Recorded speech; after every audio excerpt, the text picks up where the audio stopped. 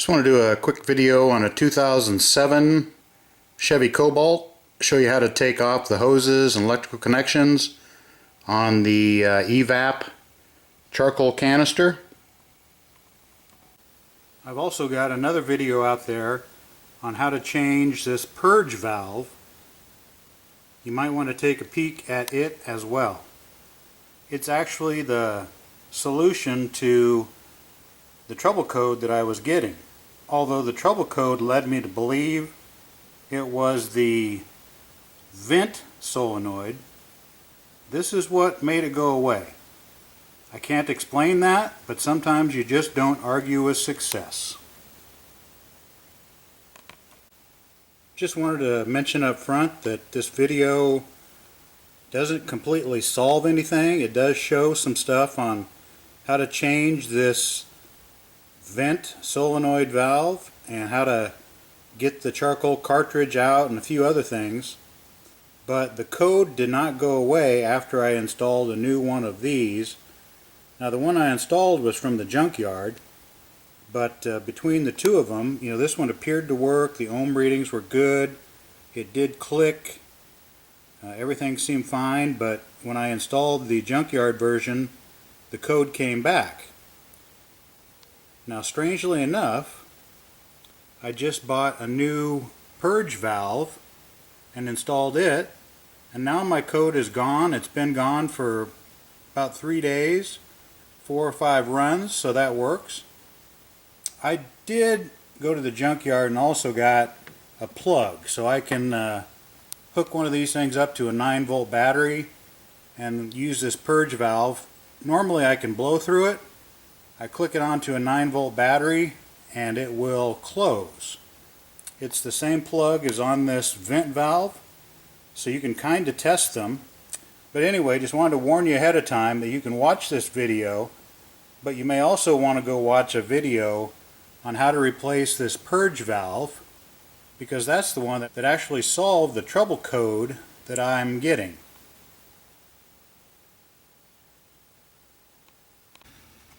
So to get this canister out of here, you've got 3 quick connect hoses and 2 electrical connectors. So the electrical connectors just lift back on this tab and pull down, and that'll pop out. And then on this one right here up on top, with my finger up here, I can lift that tab on the top, wiggle and pull back, and this one will pull out.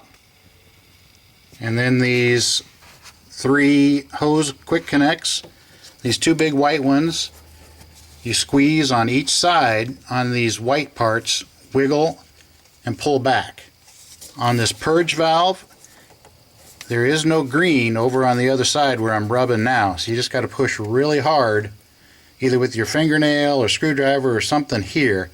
Push in, wiggle and pull back, and it will come out. The top one, same as the bottom. Squeeze on each side, wiggle and pull back.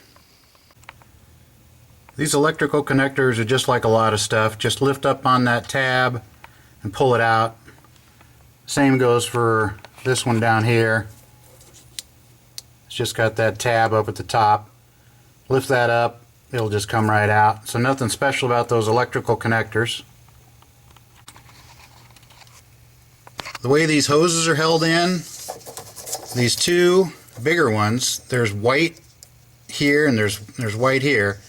When you squeeze both of those at the same time, it pushes the insides out and then it can come off.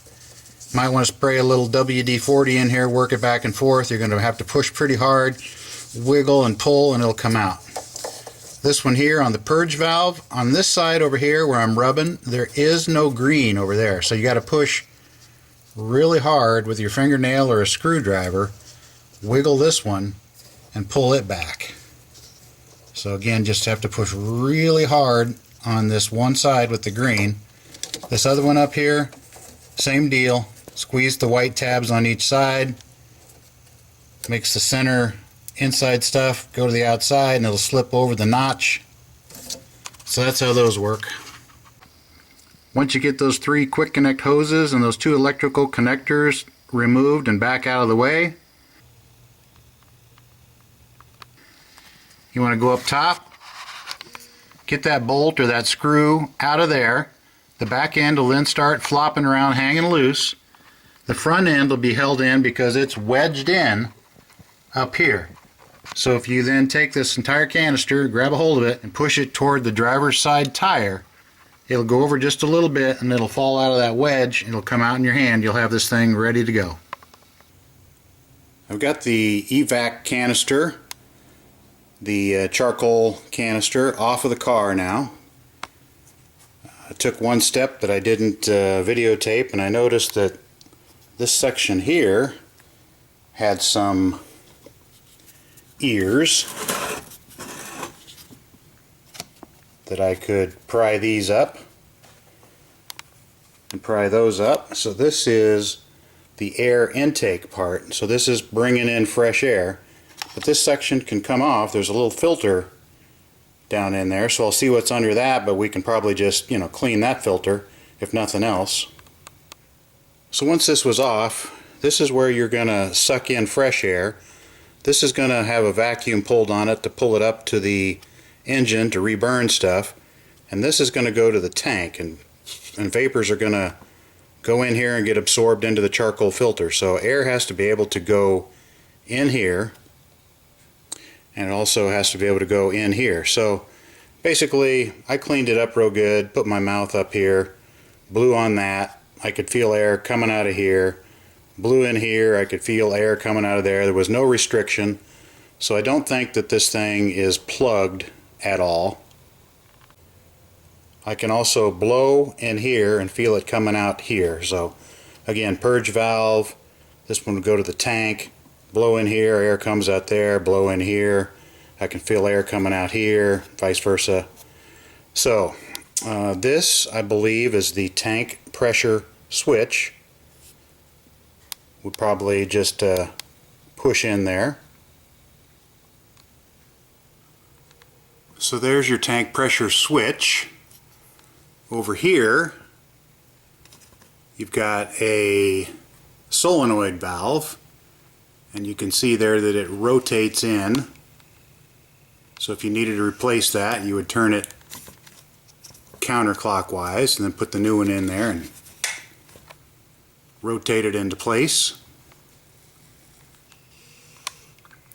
This has that manufacturer name on it, but it also has a GM part number sticker. So there's the GM part number.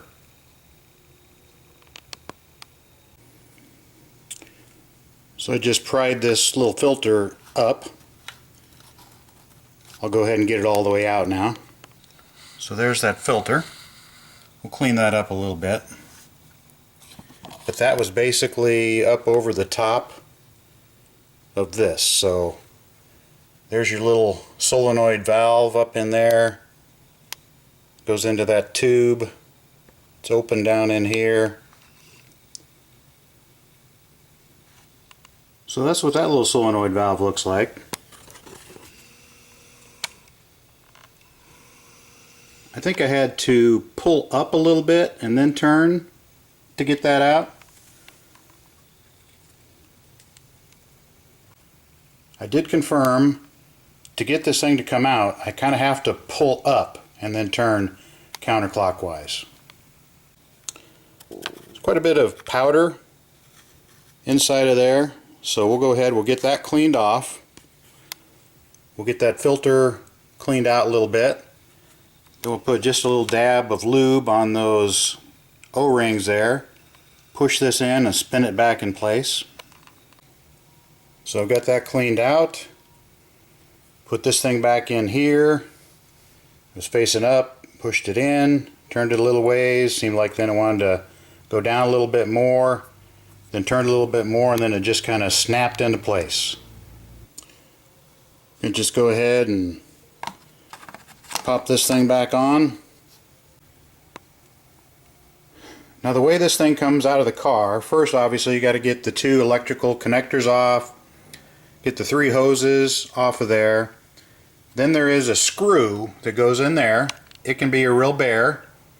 Hopefully it doesn't strip out on you. I think it was a 7mm but that rounded off on me. I tried the screwdriver point. That didn't work. So then I took one of these little special screw extractors that I have, pounded that on there after I applied a little propane heat, and then pushed really hard and hit it with the impact gun, and it twisted out of there. So I might find myself a little bit better screw to put back in there, but that one can be a bear cat. Once you've got this back screw taken out of here, that's holding this back in place. So the back then will be kind of hanging loose. You can feel it kind of wiggling, but up here it's kind of stiff. See right here, it's kind of angled. So there's a couple of little metal pieces that are wrapping around here. So basically, if I would just push this thing to my left, so if I would push it this way, it'll slide out of those metal things. Then this whole thing will just come loose in your hand. So here's what you have up on the car. Here is where that screw was at. It was kind of a bear to get out of there. Hopefully that comes out for you. And then really, once that's out, there's just this piece right here. There's these two pieces. They're kind of shaped like a triangle right here. So this thing actually slides back a little bit, and then clunk, the whole thing will just come out. Once you get this screw out, the back end will be hanging loose, but it's held in up here. But then just push it a little bit towards the driver's side tire, and then the whole thing will just fall out in your hand.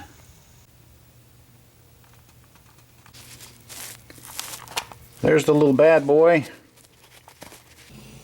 So this is the screw that's holding the canister in place. I think what's happened is, at one point or another, somebody probably snapped off the bolt that used to go into that hole.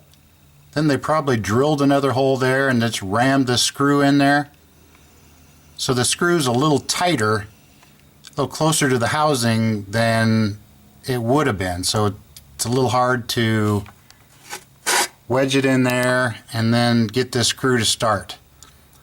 Again, I may pull this screw out of there, see if I can run a tap up in there and find some kind of a bolt to go in its place. Well, I did a little repair work there. We're going to put in a new screw up in there. I did run a tap up in there to straighten that hole out a little bit. The good thing about knowing that that's broke off is that obviously at some point somebody's probably replaced this canister. And I did look at a lot of my fuel pump lines over here, and they got lots of nice little stickers and they look nice and new. So looks like I may have gotten a fuel pump and maybe one of these canisters. Unfortunately, I still have the P0441 code that I got to figure out. If you were going to replace this canister, you would obviously have to work it out of this metal piece right here. There's a couple things that go into the back of it. There's some things that, look like they go into the side, but they don't appear to really do much in this case. But whatever you got to do to get it out of this metal thing, slide your new one in there. You can put your new one in, so that's what would happen there. This thing does look galvanized, but it's rusting pretty good, so I'm going to apply just a little protection on there to try and keep it from rusting apart. Okay, I'm not sure what this means, except maybe I'm, a little crazy, but I cleaned these all off, with a towel. Got them, nice and clean, all three of these. Then I carefully and gently put my mouth up to here. I blew on this one, which should be the intake air. This one I was able to blow through nice and easy. This one here goes on up to the engine and is going to allow the vapors to get sucked in here and blown on up, but there's a valve up at the engine side. So when I tried to blow in here, I could not blow into this tube. When I tried to blow into this one just runs over basically to the tank. When I blew in here, I could blow in a little bit, but then when I would let off, the air would come back out. So it's kind of like I was blowing into a big plastic milk jug. So I thought, well, the gas cap's on, so let me take the gas cap off. So I took the gas cap off, blew in here again. Nope, felt like I was blowing up a balloon, pulled my mouth away, and air started kind of coming back out. So I don't know if that's normal. I would have thought this just went over to the tank and there was no valve in here. But you know, we'll see what that means. I don't know what's wrong with this car at this point in time. I'm just ripping things apart. I thought it was probably the canister was plugged, but that doesn't appear to be the case. So now we'll just keep on moving down the road.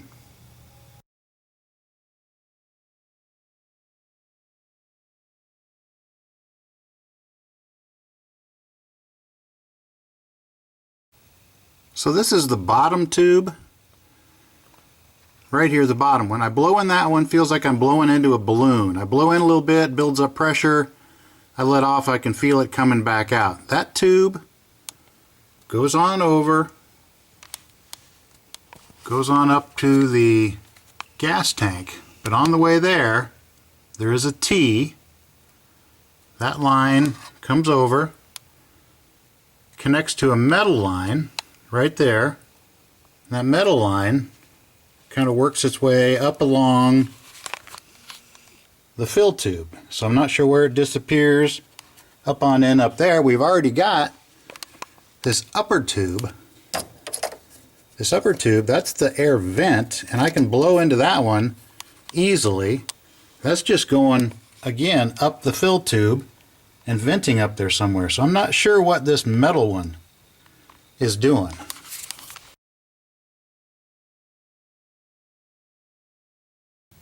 So there's the fill tube that the gas goes into the tank. Right beside it is a little 3/8 inch steel line. It goes on up, I think, and turns into the fill tube right near where the gas cap is. And then there's this black plastic line. It turns up here. I can see where it goes. It might be hard for me to get a shot of it.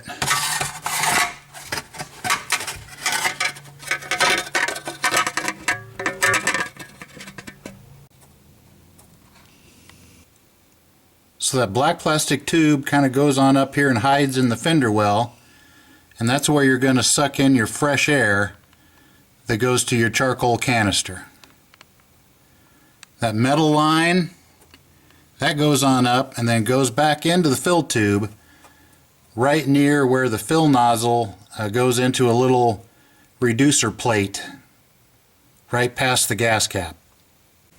I'm not 100% sure, but best I could tell, that small metal tube went on up and then turned and went into the fill tube. I can't see it, a hole down inside. I think it might be kind of in the back of this plate here, where it kind of restricts it down to the size of the snorkel of the gas filler. I think it's kind of buried right behind that plate. You can see what appears to be some new black plastic lines in here going on up to the fuel filter there. And a lot of these electrical wires and everything seem new, you know, nice and wire tied off. So I think at some point somebody has put in a new charcoal canister for sure, and maybe a fuel pump. And then along with the fuel pump, we got all these lines over here.